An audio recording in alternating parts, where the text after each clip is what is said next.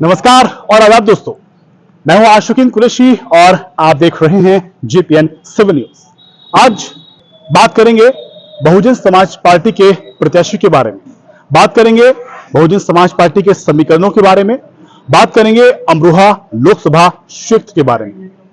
आपको बता दूं 2024 में लोकसभा के चुनाव हैं और अमरोहा लोकसभा क्षेत्र में दूसरे चरण में 26 अप्रैल को मतदान होने हैं, जहां 28 मार्च से यहां पर नामांकन की प्रक्रिया शुरू हो जाएगी और यह 6 अप्रैल तक जारी रहेगी।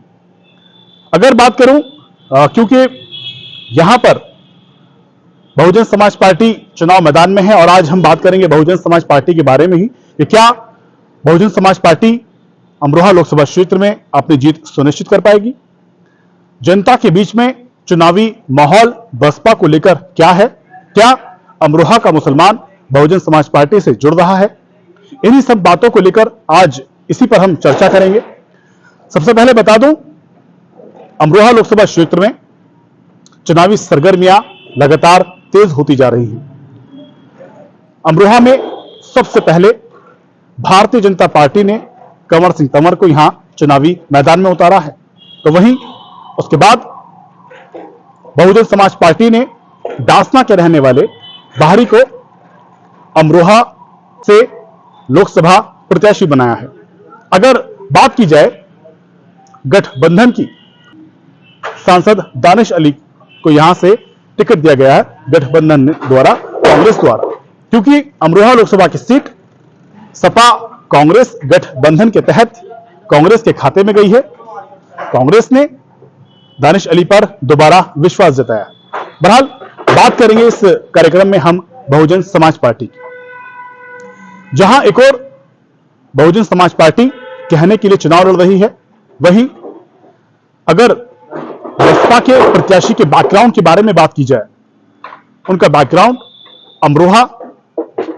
अमरोहा विधानसभा, धनौरा विधानसभा, हसनपुर विधानसभा और गढ़ मुक्तेश्वर विधानसभा में भी इनका कोई जनाधार नजर नहीं आता है, क्योंकि इस क्षेत्र के लिए नगावा, हसनपुर, अमरोहा और धनौरा क्षेत्रों के लिए डॉक्टर मुजाहिद चौधरी कहीं ना कहीं एक नया नाम है और यहां इनकी एक पहचान जो एक नेता की होनी चाहिए वो इनकी यहां पर बिल्कुल नहीं है। ऐसे में जीत सुनिश्चित कर पाना बेहद टेढ़ी खीर बसपा के लिए यहां देखी जा रही है,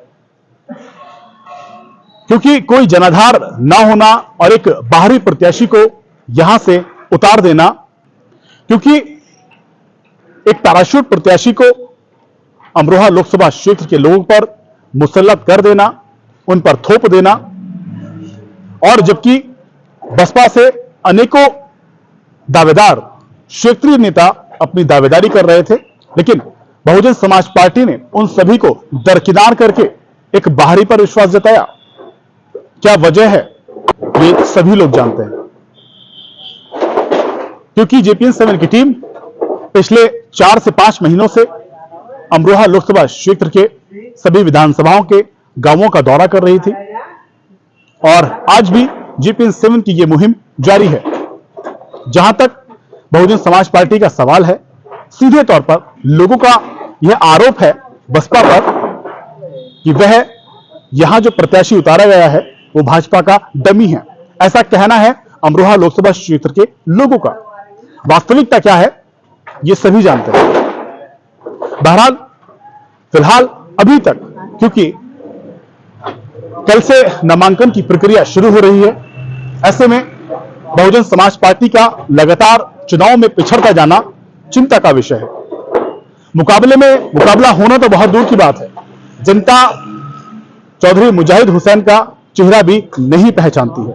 ऐसे में जीत सुनिश्चित कर पाना, भाजपा से मुकाबला कर पाना मुश्किल होगा।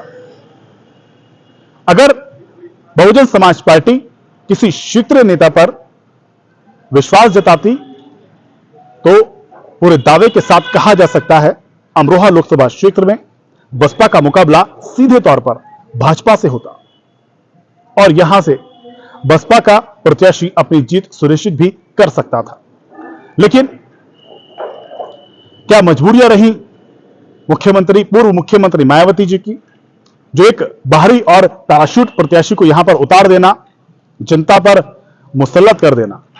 आपको बता दूं, अमरोहा लोकसभा क्षेत्र में 25 सालों से बाहरी नेता, बाहरी राजनीतिक यहां के एमपी बनते चले आ रहे हैं, क्योंकि JPN 7 लोकसभा चुनाव को लेकर इस पर अपनी नजर बनाए हुए था।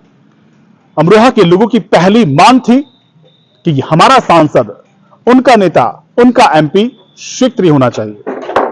लेकिन जनता की भावनाओं के खिलाफ सभी राजनीतिक दलों ने, और यह बड़ा दुर्भाग्य की बात है कि अमरोहा लोकसभा क्षेत्र में जितने भी प्रत्याशी चुनाव मैदान में हैं, वो चाहे बसपा से हो, सपा कांग्रेस गठबंधन से हो या फिर भाजपा से हो, तीनों ही बाहरी हैं।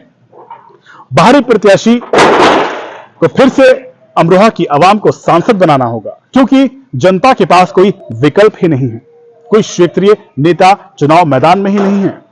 ऐसे में मजबूरी बन जाती है किसी एक पर विश्वास जताना। अब चाहे वो भाजपा हो, सपा कांग्रेस गठबंधन के प्रत्याशी हो या फिर बसपा ही क्यों ना हो, जनता के सामने मजबूरी है। कोई विकल्प राजनीतिक दलों ने जनता के सामने नहीं छोड़ा है। ऐसे में इन्हीं तीनों में से किसी एक पर जनता को विश्वास करना होगा।